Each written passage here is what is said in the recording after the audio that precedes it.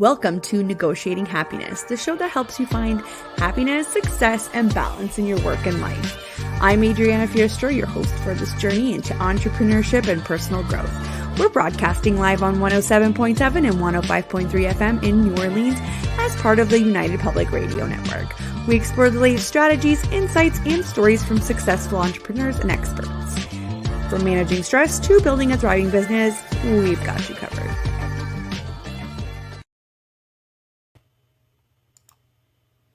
Good afternoon, everybody. This is Adriana and you're listening to Negotiating Happiness.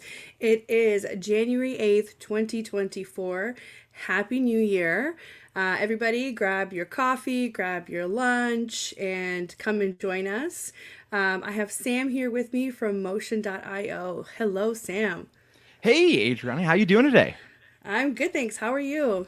I'm good. I'm good. And let me just say real quick, I think it is so cool that we are broadcasting from New Orleans because absolutely one of my favorite cities in the United States. The food, the music. I've been there, I think, 7 times in the past 3 years. My wife and I actually did our honeymoon there, so holds a special place Oh, in my heart. amazing. Amazing. Yeah. So we are on the United Public Radio Network and UFO Paranormal Radio Network at 105.3 and 107.7 FM. And you are right. It is in the beautiful New Orleans. I actually have never been there and I keep saying that I need to go. For those of you who have listened before, I'm all the way in Canada. So Sam, tell everybody where you are. I am out here in a very snowy Denver, Colorado today. Beautiful there too. So beautiful. So you guys can tune in and watch us live, or you can tag in on the archives. And actually, some of our shows are on Roku TV as well. You just have to search UFO Paranormal Channel and you'll find us there too. So for today, I'm super excited again because Sam is here. We're going to be talking about everything between travel, work, parenting, and the power of visualization. As entrepreneurs, I think that's really important. So who is Sam? You know, Sam is the co-founder of motion.io, and motion.io is a powerful platform geared towards the client experience for business owners. And this sums it up well. Spend less time chasing clients and more time delighting them by automating the collection of files, feedback, and forms. And we'll be talking about upcoming features and improvements. So if you're interested in the tech, if you're interested in how to make your life easier as an entrepreneur that deals with clients, stay tuned. And I have a little intro here about Sam. So Sam's passion for helping business owners create scalable systems that allow them to generate more leads, close more deals, and run their businesses without feeling like they're running out of breath is inspired by the impacts he's seen these systems make firsthand. So before co-founding motion.io in 2022, Sam led the sales, marketing, and customer success teams at Brighter Vision, helping to scale the agency from 250 to nearly 5,000 customers and an eventual acquisition in 2020. I can't speak today. I'm a little bit sick, everybody. I'm so sorry. So, Sam, take it away. I hear you're sick too. So I am feeling much better now, but we were traveling like crazy over the holidays and I had a cold basically like up until New Year's Eve, because something that I know that we both have in common, Adrian, is that we're both parents of young kids. And it seems like Yep. the kid gets sick, you get sick.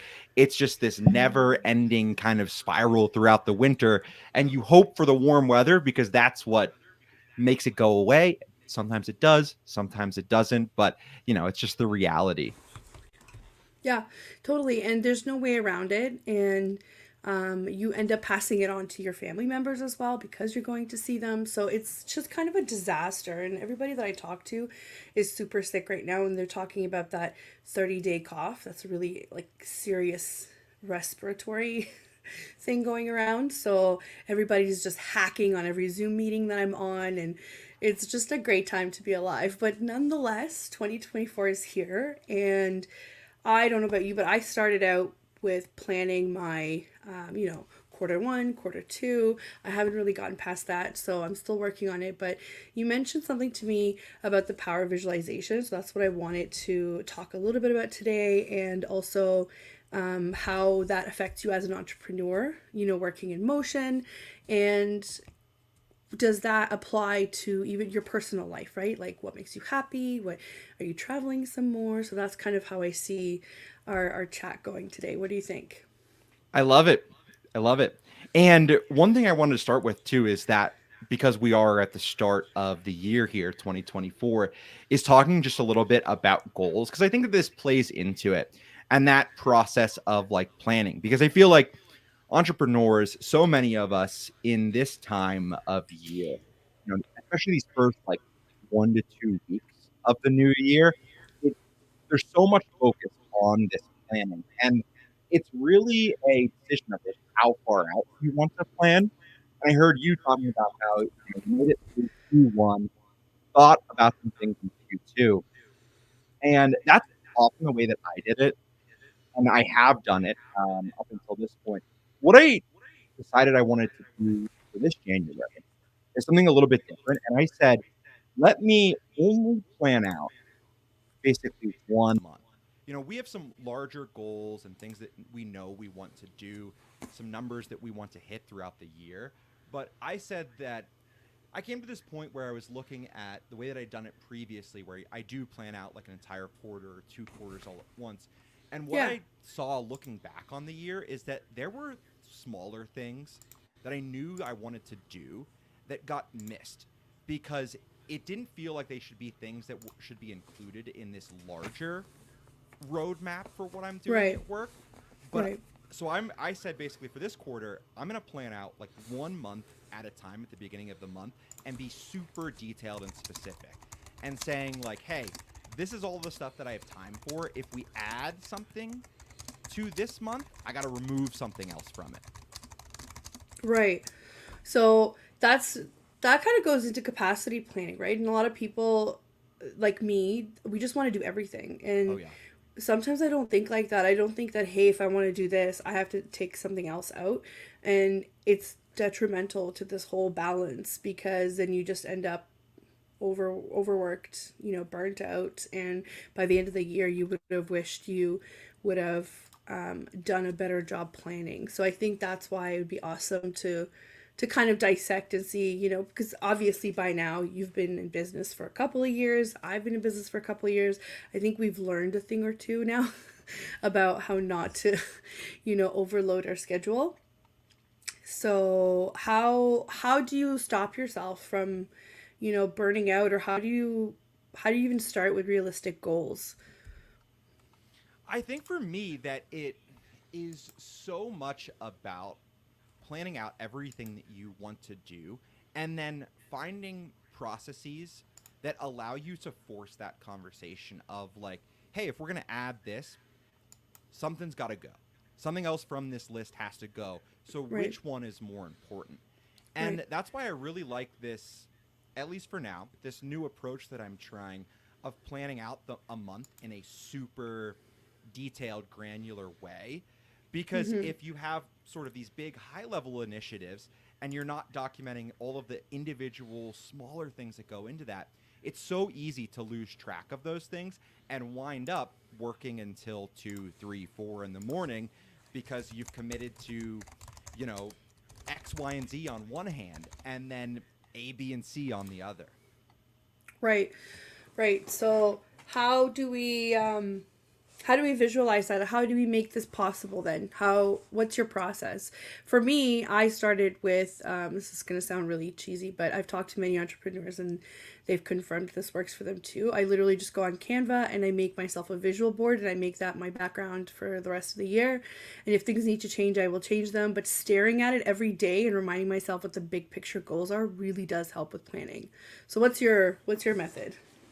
So for me, it's much more of a numbers driven thing when it comes to specific goal planning. This is a little bit different than like visualization, but one of the most helpful pieces of advice I've ever received about entrepreneurship is create a model. It's okay, it can be really basic. It can strictly be the number of customers you want at the end of the year. It could be a revenue number, but have this sort of roadmap that covers each month and where you want to be at each month.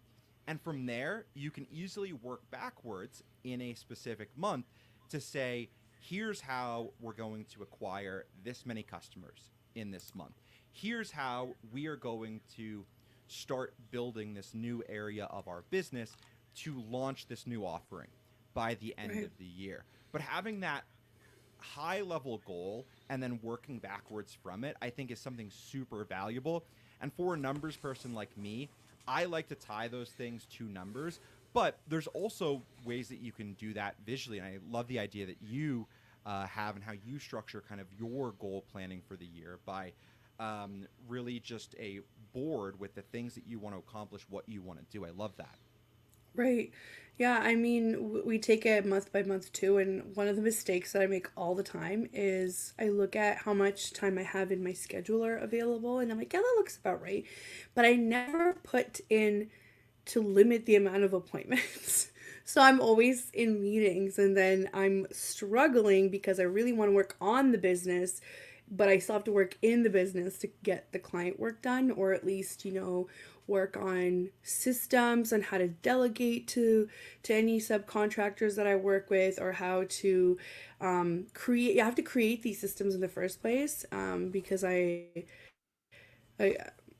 you know my background, but I started as a VA, and I've worked with clients who didn't do any of that, and then they weren't happy with the work that they were getting back, not because of the quality, but because that's simply not what they wanted, because they didn't have systems in place, there were no directions, there was nothing. So it's hard when you're juggling, client development, internal team, and then trying to add more things to your plate. So it's so important to be organized, and it's very, very hard to do that, especially when you talk about numbers. Some people that are business owners are not numbers people, which in that case, I highly recommend you get a bookkeeper, get an accountant, get somebody to help you, because that's huge. I don't particularly hate numbers, but I maybe don't look at the numbers as often as I should. So that's yet like another leg of how do I organize and stay on top of that too, right?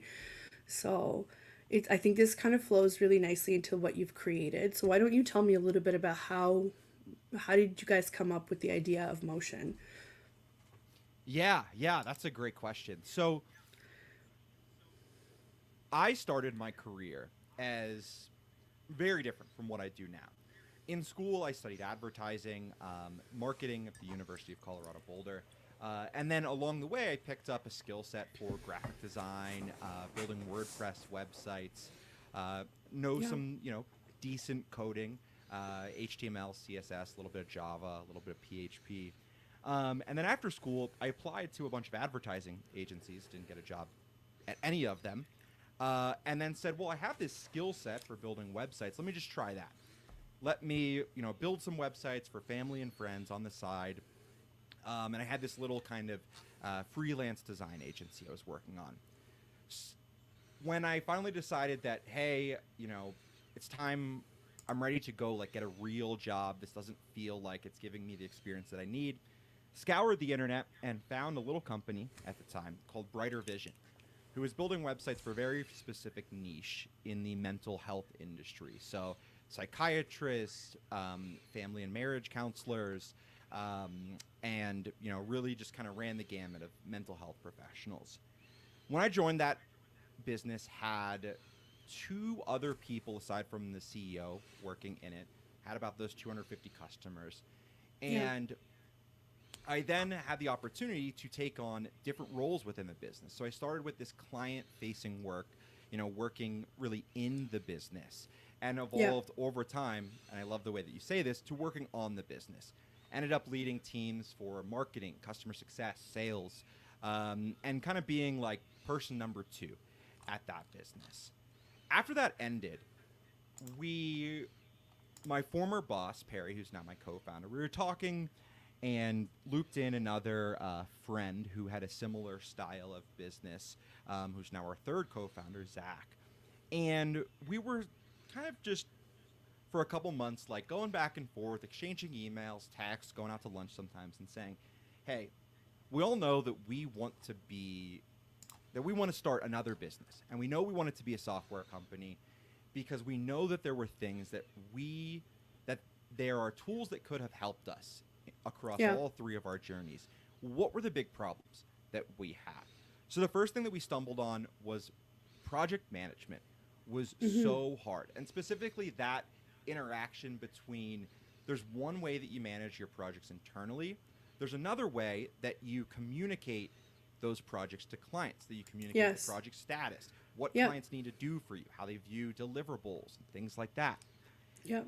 So our first stab, or MVP for Motion.io, which was actually a hybrid project management tool mixed with some elements of a client portal. We released that, and we immediately found out that it was really hard to get people to use that. And the problem is that everybody has a very specific way of managing projects internally, that it's a really big lift for them to overhaul that system. Right. So we found that people weren't even using the internal project management parts of that. What they were using, however, was the client portal part of that. So what we did in this past February is we basically stripped away all of the project management stuff, and we said, we're going to build the best client onboarding and communication platform for you. You can use whatever tools you want to, whatever, if you're using Asana, Notion, Trello, ClickUp, whatever. We want you to continue using those. But here's this really great interface where clients can complete tasks, submit forms, view files and information all in one place. And you don't have to worry about upending any of the stuff you do to manage projects internally. So that's where we are today with Motion.io. It is a client portal software where clients can complete tasks, do all of these things, and it's all automated. So when you create tasks in Motion.io, it automatically follows up with clients, and you're allowed. And with Motion.io, you are able to integrate any of the other tools that you're using and give clients access to them, so that they don't have to jump around to all of these links. They just click a button, a magic link auto-authenticates them into their portal, and they can come view information, complete tasks, all of that good stuff. So that's kind of where we are today. Right. That's awesome that you say that, because as somebody who deals directly with that kind of interaction, this is great. So I just wanted to give an example from my side. So for anybody that's listening and is kind of like, whoa, client portals and interface. Basically, if you deal with clients, let's say me, I get instructions, I get some documents, and then I have to put some deliverables together for them. They have a portal where they can submit all of those things, comes in on my end, and then I get to use whatever project management I want and be able to put in deliverables, send edits back and forth through this as a unified process, and then I can link it right into my website. So the client doesn't get to kind of go from screen to screen, from project management tool to project management tool. They just get to see one smooth, basically, transaction. They go on the website, they log into their little portal, and everything is there for them. Anything that they need to approve, anything like invoices or, anything that they need to see or submit is right there. And then you can kind of work your magic on the other side. And from what I remember, Sam, correct me if I'm wrong, you guys have the option for them to submit tickets like you would with like an IT company. If something's wrong, they can submit a task. Is that still on? Yeah. So that was one of the things that we added a couple of months ago. And, one of the big things about the way that we're building Motion.io, that we've built it and continue to update it as we go, is listening to the things that our customers are asking for. And one of those things was, hey, I don't want to pay for an external help desk tool. All of these help desk solutions out there, they're super expensive. What they do at the end of the day is pretty basic. It's just a form that clients can submit, and then it has a way that I can track that in the back end. So we built our own help desk solution that you can add to any of your client portals, and that also enables you to track the status of those tickets, assign team members, and provides this space that's all integrated into your Motion.io account without needing external software. And that's a big thing that we're prioritizing in 2024, is like, how can we make Motion.io more valuable to people and so that they need less pieces of other software.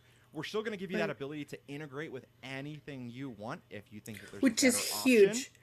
which is huge. Like, I want to highlight that. I, as somebody who has to implement platforms for people all the time, for business owners, I literally have to take time out of my day before I even send them a proposal to research to see if we're able to integrate with the apps that are absolutely a no, there's no discussion, they still want to use them.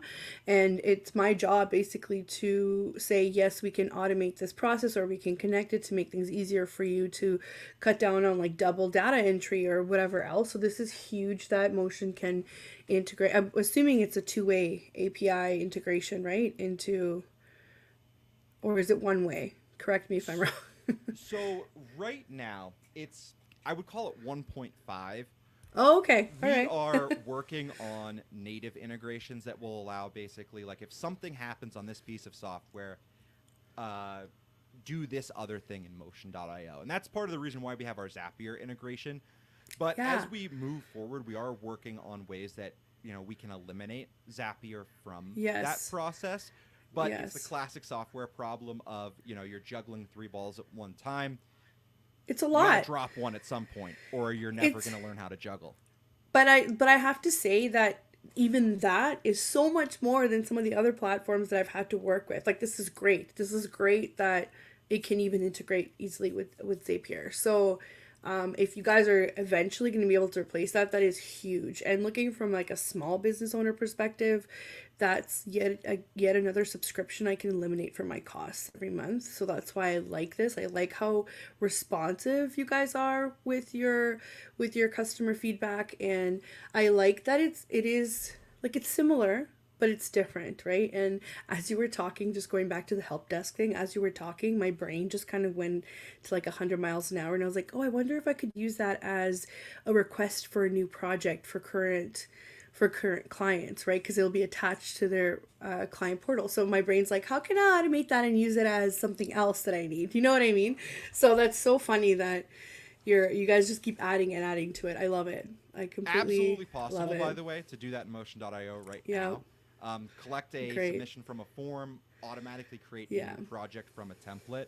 And then the other amazing. thing I wanted to mention too about like the integration piece is that anything that has a shareable link or iframe embed code, you can put directly in those client portals.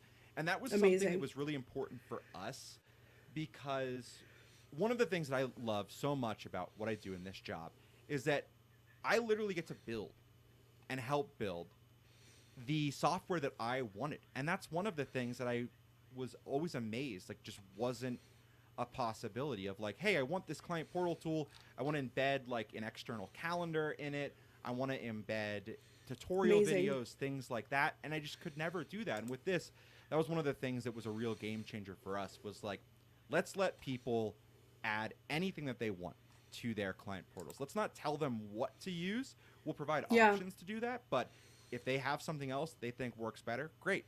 Go ahead, integrate it into motion.io. That's amazing. So think of all the possibilities. Like, I work with the Google Workspace a lot, right? And you can embed some of those things in there, Yep. and that's great. Not having to go back and forth to a calendar or a Google Doc, or, I a lot of people that start out in business, they start out in Google because they make it available, not necessarily, and it's free. A lot of it is free before you get to purchasing Google Workspace and whatnot. So think of how many people have templates that are in Google Docs, and they're just not ready to switch over to like a CRM template, but then they still have the option to integrate their current work so that they're not completely torn, and then maybe over time they can work on their business and make it a little bit more accessible for themselves. But just having that feature is amazing. And I love how open you guys are about, hey, I know you have your favorite tools, here's, you can still work with them and make this happen. So that's awesome. That's really great to hear. And there was another update here that I wanted to mention. Your payment integrations and native billing. Tell me a little bit about that. Yeah, so that's something that is a piece where we have started to get a lot more requests from. And, like I just mentioned, if you have external payment software, something you use that works well, it can be integrated into motion.io. But something that people keep asking us for is, hey, I want to be able to do my payments in here without having to use something else. So that's something that we're Yeah. going to be prioritizing in 2024 and looking for ways to build this directly in. And that's, a part of our overall goal setting too, is like, we want this to be a tool where people feel like they have at least somewhat of a one-stop shop for Yeah. all of their client communication and management. Yeah. Yeah, no, for sure. And I'm assuming you mean something like having a payment processor there or using something like Square or Stripe or to kind of integrate it in. Because I know you could do it both ways, right? Yeah, yeah. So what and I don't want to speak out of school here, but what This is all hypothetical, people. It's hypothetical. yeah, so what that would probably look like is is a direct integration with Stripe, but with an interface that you can use that wasn't the Stripe. I don't know if you've ever tried to use Yeah. like Stripe native before, but it's Yeah, yeah. kind of tough to use if you're not Yeah. familiar with it. So something that was much more user friendly that allows you to set up like payment plans, recurring billing, Yeah. all of that kind of Yeah. stuff and just have it live within your portals. Which also you can white label motion. So this means that you can make it look like your own branding. And again, you get to see all the complex features in the back, but your client just sees one aesthetic, one brand, one, kind of flow. They're not going to get confused. And I do work with a lot of people who are really good with tech and a lot of people who are not. So it's very helpful to know what their client experience would look like, right? Yeah. So yeah, that's probably one of the things that I'm working on right now to have this quiz on my website, where people take it and they kind of get directed to like figure out, are you new, are you building, or are you growing, right? And within those, where do you see yourself and where are you actually according to what I think, right? And where, how could you need my help? And the after your new part and you're building a little bit, that's when I think once you have an idea of how you want to run your business and you have a couple of processes, or maybe you have an idea but haven't started them, that's when I usually say, well, this is a good time for you to put in the work into a CRM, a platform that's able to help you. So I'm trying to build this quiz where they'll see the kind of, you know, I'm new, then I have a CRM and processes, then I'm continuously working on my like client experience and new services and whatever else, and you can continue to update and integrate. And in between that new and the growing, there's like the building of it, maybe before a CRM, you just need help figuring out how these processes work.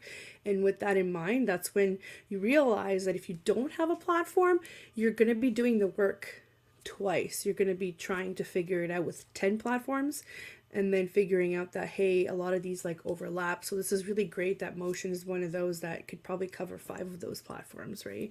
So it's really key for even in my work to know how these platforms work, and it kind of indicates like what stage the business owner is at. And if you've been, this is a really fun one, it's like they've been operating for like 20 years and they're just kind of getting a taste of marketing doesn't work how it used to, so you have to get like on more on the digital side, more on, like how do I do it with websites, with portals, with whatever else, because they have to be more present. And it's, I know this is not marketing, but this is part of it, right?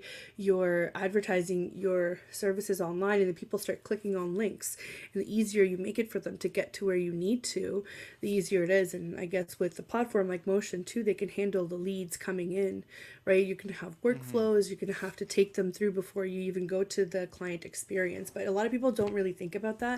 They just think that, yeah, I'm going to use my website as a calling card almost, right? Like that's the old school like thinking. I was like, no, you need to use it as like an entry point into your system and then kind of work on it from there. So it's, I could talk about it for hours, but I think I think it'd be really good to have like a visual thing. So I am super excited that we're doing that webinar because we can talk about all of these things and we can maybe visualize a little bit better. So for anyone listening, before I go into the webinar, which I'm super excited about for Friday, It's January 12th, I believe, right? Yep. Think so. Yeah, January 12th. Uh, where, for those of you that are just tuning in, you're listening to Negotiating Happiness, and you are live on the United Public Radio Network and UFO Paranormal Radio Network on 105.3 and 107.7 FM in New Orleans. And check us out on Roku as well. Our channel is UFO Paranormal. You just have to search it. We were talking about, I'm here with Sam from Motion.io, and we were talking about this webinar that we have that's upcoming because all these entrepreneurs have ideas and processes in mind, and it's just really hard to visualize and to talk about these platforms if you're not really tech inclined. And that's where people like me and Sam come in to say, yes, we can do that with your ideas or with your processes. So tell us a little bit about the webinar, Sam. Yeah. So the webinar that we have this Friday is called Client Management Made Easy. And what we're going to be talking about on that webinar is the foundations of a client management process that's going to allow you to ultimately deliver a better end customer experience. And this was actually plays really nicely into something that you just mentioned, Adriana, because you had kind of said that, like, there's these businesses out there in this phase where they're wanting to grow, they're wanting to do more, they understand their processes. And then they look to things like a CRM, maybe a client portal tool. And the reason why, and you had said basically something to the effect of, that's not really marketing, but it's kind of marketing. And I would actually argue that it is 100% marketing, because the way that I look at customer experience in 2024 is the tools that you use to work with clients, and the way that they are getting updates, the way that they are viewing things, the way that they are providing information that you need, it creates this digital experience for them. And if you're not in control of that digital experience, and if you are not doing things that are going to allow you to provide the best, most professional experience to your customers, another competitor is. So what this webinar is all about is, like, how can you use tools to provide that customer experience that is going to leave your customers so excited to tell others about you and refer new business to you. And that's where, in my mind, the marketing piece does really start to come in, because if you can provide this really amazing process of working with you, your clients are excited to continue working with you after the sale, and even happier once they receive that deliverable, that end result. It's going to do wonders for your business. So, yeah, our webinar on I agree. this Friday, on the 12th, we'll be talking all about that. I totally agree, and the reason why I just kind of backed off a little bit off like the marketing track is because not everybody sees it that way, not everybody understands it that way. I For anybody that's listening or going in, I did paste the link in the comments, and you can register there, and it is a free webinar. And if you don't quite understand it, but you're interested, or you're interested in running your business, or you have been running it, anybody is welcome. And bring in all of your questions, because that's why we're doing this, because we want people to understand a little bit more about why these platforms are important in a world where you are bombarded with a million platforms and a million social media ads and AI this, AI that. We want to make it easier for people to pick out what they need based on their own client needs.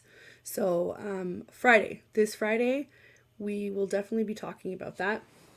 I'm super excited. And it's great whether you're already in the building scaling stage, or if you're thinking about opening up your own.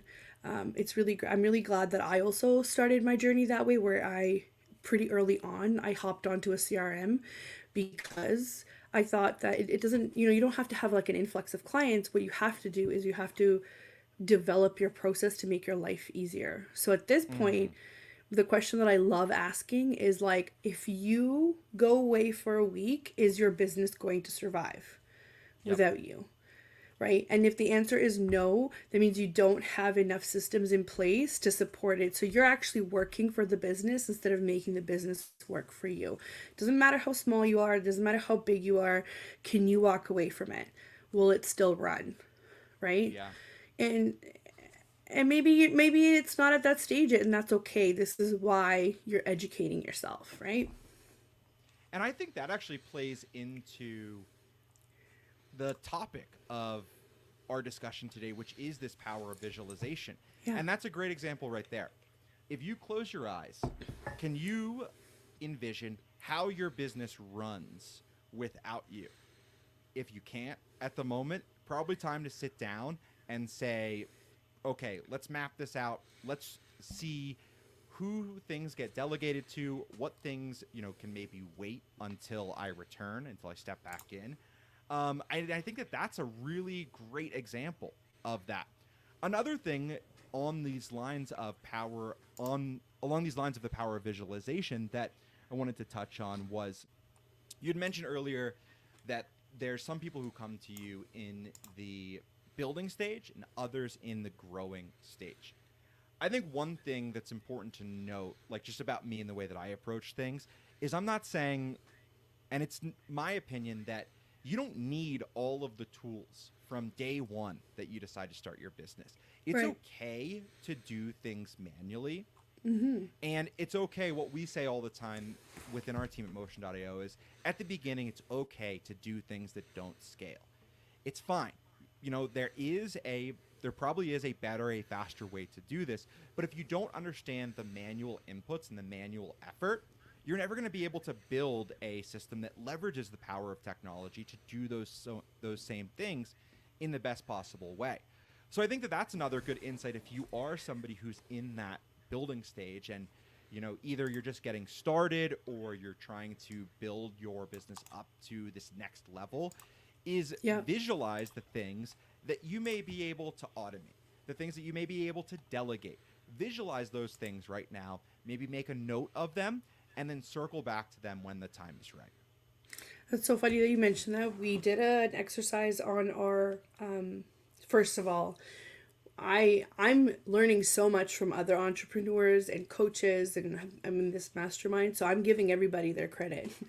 But I take little bits and pieces that kind of work with what I think and what I'm doing for clients. So we took that and we put it together in our retreat that just happened in the fall, and we did this exercise called, and I talk about it all the time, like automate, delegate, keep, and delete, basically. So not everything that you do will still need to be on your plate because you understand that your plate needs to be reserved for bigger things.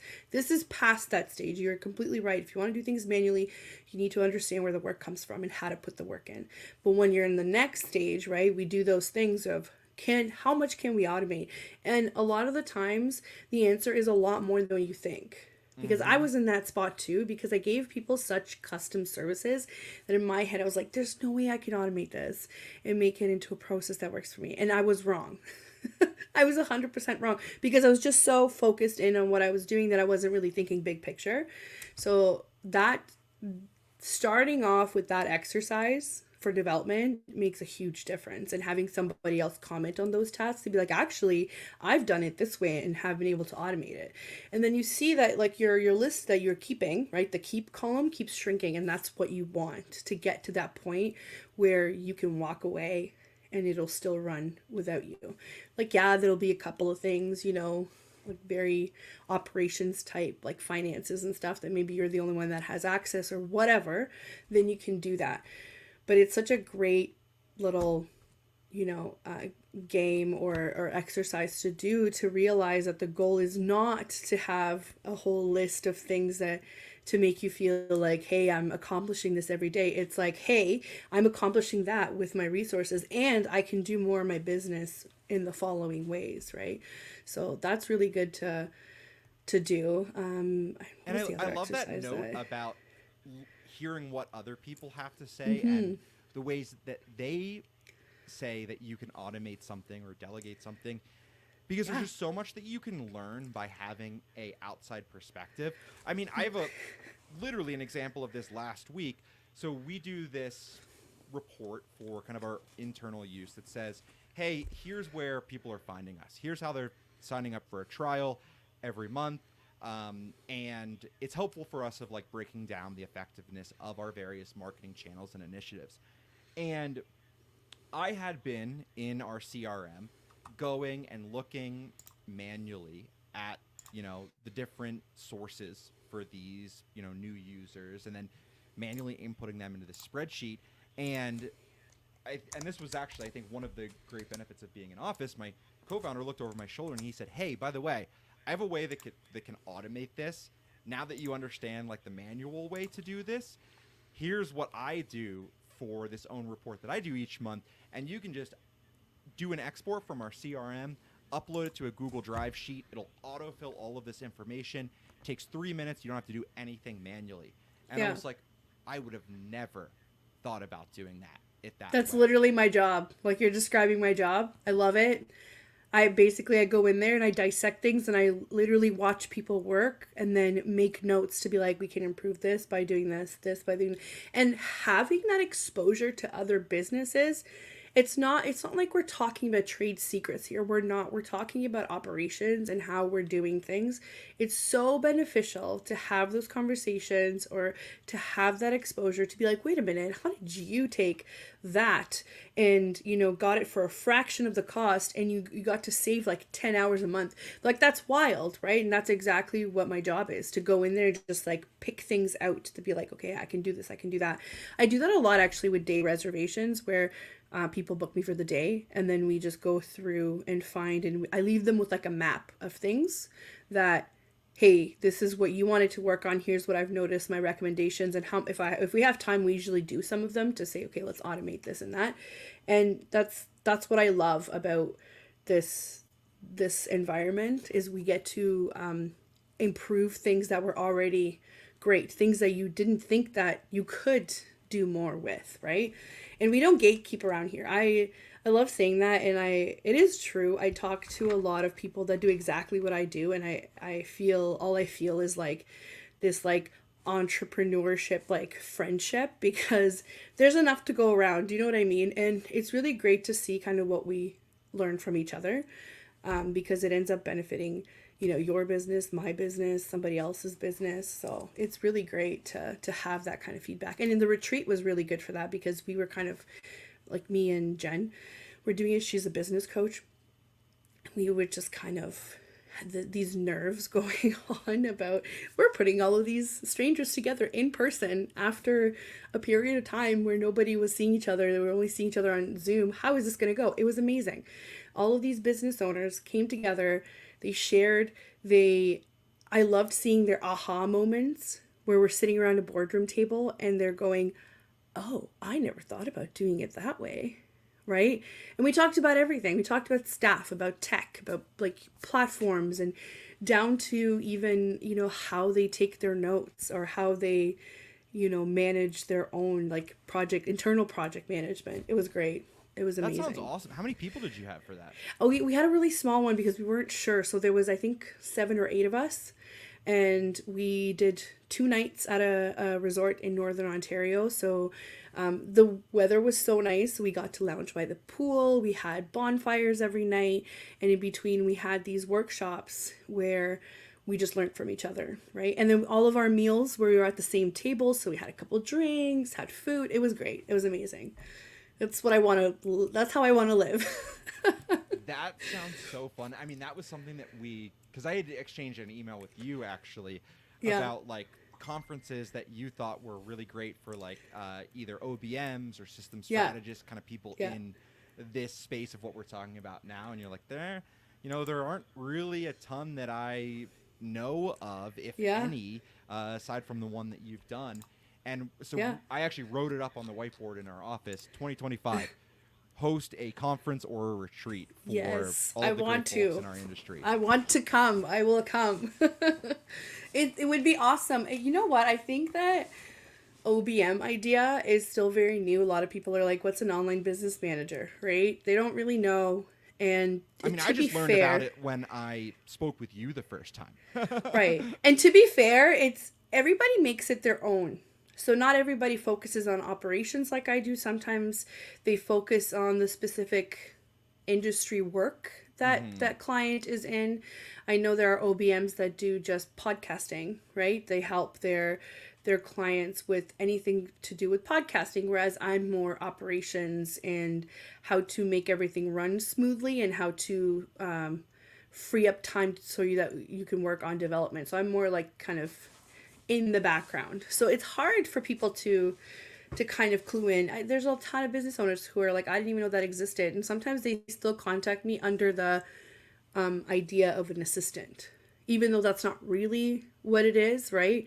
But you are Mm-hmm. assisting them with certain things because they know what a virtual assistant is now, whereas like 10 years ago that wasn't really a thing, right? And I think too it depends on location. When I don't know what it is, the algorithm on Instagram always takes me to Australia, because in Australia there are a ton of VAs, there are a ton of OBMs, everybody works remotely there. In the UK a little bit too, and there are a lot of assistants that come from like Asia, East Asia, or maybe Central and Eastern Europe. So it just depends. There are a lot of assistants in the States too, but I don't think people quite understand the structure, if you know what I mean. But yeah, there's a lot It's of interesting OBM you call schools out I've noticed. Australia. Yeah, It's interesting you call out Australia because that's a place where we see a lot of people are finding out about us. yep, And I think that in some ways, the geographical location and characteristics of Australia really facilitates that need yeah, for remote based work, right? Because a lot of people in Australia are working with clients in the UK. A lot of those businesses are yeah, based in the UK, but employing yep, people in Australia. So I can see how there's elements of purely just geography that really yeah, facilitate that, and I have all but confirmed it anecdotally by seeing like all of the VAs, all of the online business yeah. managers trying out Motion from Australia. Yeah, there was like a huge I know somebody personally, but I know there are other people too that did a lot of work with other CRMs like Dubsado or Honeybook or whatever else. So Mm-hmm. they're in the same kind of boat where again, Australia, because I think they just adapted so quickly. They are basically an island, right? So Mm-hmm. they adapted quickly to expand their global reach, which is great. I think it's so smart. But I just noticed that's where the algorithm keeps taking me. Yeah. Yep. But I'm so glad that we got to connect, because I think it's such a great platform to use. I also wanted to mention, let's see, your guys are working on team roles and communication preferences. Can you touch a little bit of before we have to go here, a little bit about how motion helps with like delegating and team, like the portals, everything that has to do with the internal help. Yeah. So, and this is actually another thing on this topic of of sorry, along the lines of the power of visualization, because it Yeah. also impacts the way that we approach our development cycles at Motion.io. So, Yeah. one of the things that we wrote down for basically this cycle is supporting larger organizations. So a lot of the early customers who were signing up for Motion.io and who the product still works amazing for, by the way, were solopreneurs. So people Yeah. who own the business and are also operating and playing a key role in the day-to-day processes. But Yeah. one of the things that we wanted to do is because we started having larger teams come to us, 5, 10 people. I wouldn't say that we're a good fit for people who have like 150 employees in an organization or something like that. But where we work really great is like that 2 to 20 realm. And we wrote down like how can we support these larger teams? One of the first things that we landed on was the team roles and communication preferences. So the way that we're approaching this, and it's kind of like an interesting problem to solve because whenever I've used software, I've always been on the other side of this, where like, great, if I want to be a project lead on something, I'll probably set different notification preferences for myself if I'm just like passively watching this and might only need to check in on a project if something has gone wrong, or my sign off is needed in something, I'll set maybe a different set of notification preferences. Mm-hmm. With Motion.io, we wanted to be a little bit,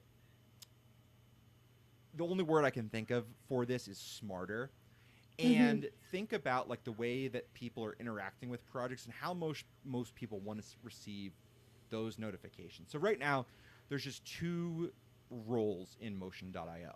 There's your super admin who has access to billing, who can adjust the branding, and then there are team members. Team members can assign tasks and create projects just like the super admin can, but they don't have access to change some of the account level stuff like the branding, like the billing. What we have started to do is we want to go a step beyond that. So the first thing that we are just about to deploy is the concept of a project owner, Mm. where that is the single most important or most involved person on that project. And they will get another set of notifications to them. They'll be notified instantly, whereas somebody who isn't the project owner is going to get a digest at the end of the day, because something that is something you have to consider with like email notifications is you want them to be helpful. At least in our perspective, you want Yes. them to be helpful, and you don't want them coming so often that they get overlooked. So how can we build that into the product? And this is kind of our first step in that direction.